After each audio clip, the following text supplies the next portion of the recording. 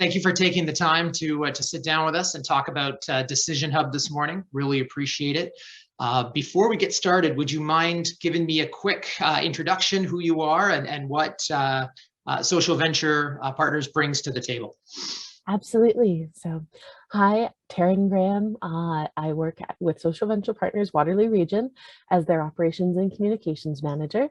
We're a small but passionate local charity, and we match up folks who want to give back, but in a different way, where they're really seeing the impact of their giving with local charities that are really making our community a better place.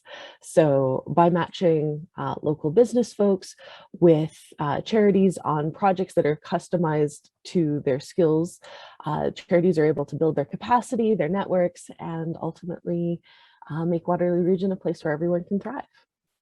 Awesome. That's terrific. So tell me a little bit about how you use DecisionHub as far as the process goes. Absolutely. So Social Venture Partners really believes in building a relationship with the charities that we invest in.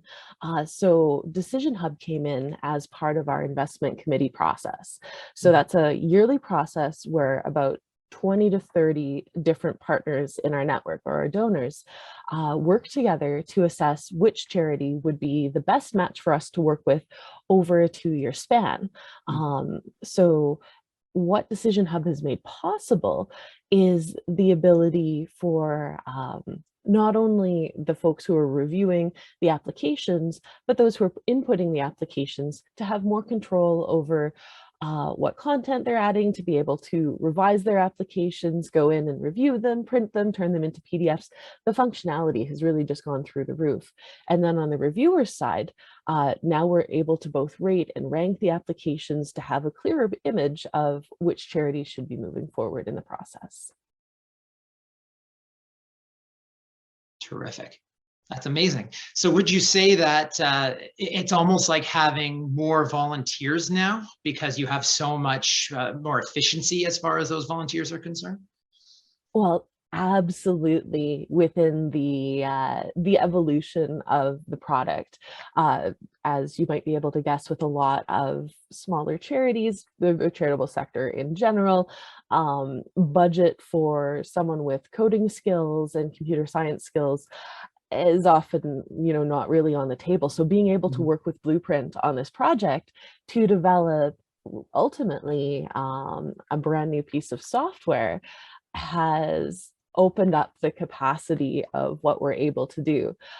So that has been incredible. And then even over the course of the application process with the investment committee, having things be more streamlined in one place and not having to go back and forth with, oh no, I forgot this in my application. Can you re-upload everything for me? Well, now they can just go in and edit themselves.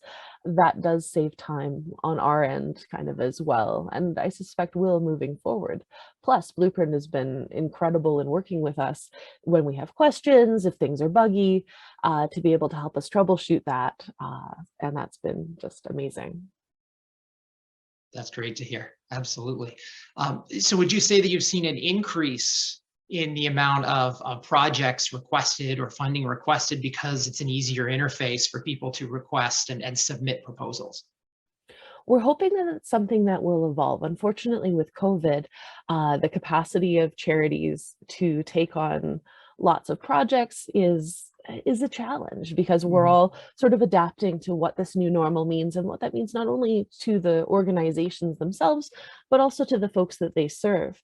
That said, the greater accessibility of the application process definitely has made it more attractive to our volunteers on the reviewer side of things. So we've been getting lots of positive feedback on that count. And the charities who are using it are also reporting that it's, easy to use, quite intuitive, and it takes less time for them to go through the application. Great. And speaking of the evil COVID and the pandemic and everything on those lines, is it any easier to be able to work as a cohesive team with the DecisionHub framework being primarily online? So you have that distance and the remote functionality, but you can also kind of bring the whole team together.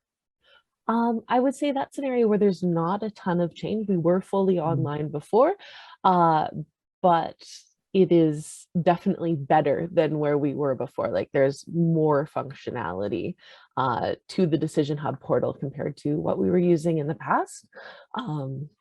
That helps.